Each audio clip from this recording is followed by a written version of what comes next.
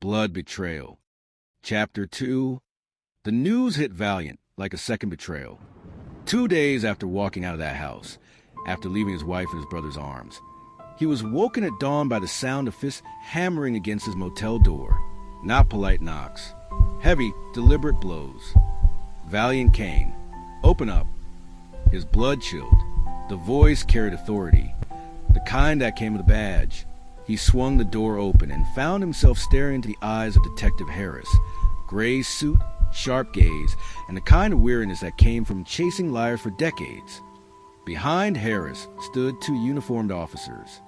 "What's this about?" Valiant asked, his voice low, his body tense. "Your brother, Victor Kane," Harris said flatly. "He was found dead last night." For a heartbeat, the world stopped moving. Valiant's mouth went dry. "Dead?" "Shot once in the chest," Harris continued. "Execution style. You're coming with us." Valiant laughed, a harsh, disbelieving sound. "Me? You think I killed him?" Harris's eyes narrowed, unblinking. "You expect me not to?" The officers moved in.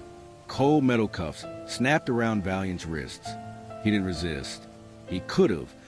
God knew his fists could have torn through both men before they drew their weapons, but he didn't.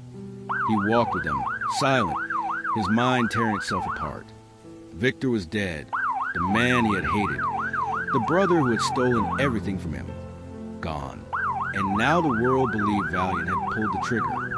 At the precinct, under the harsh glow of a flickering light, Harris sat across from him with a folder thick enough to break spines. Evelyn's name was in it. Witness statements. Motives. Past records. Valiant could practically feel his prison walls closing back in.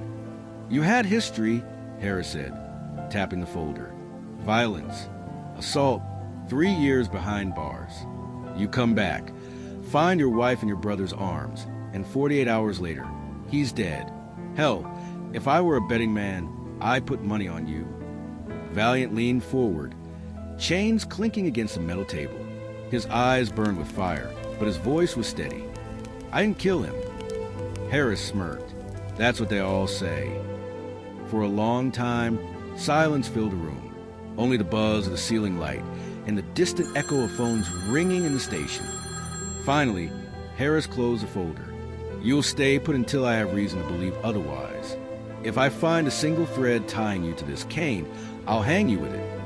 Valiant was dragged back to the holding cell. Cold bars, hard bench, shadows that felt too familiar. But in the stillness,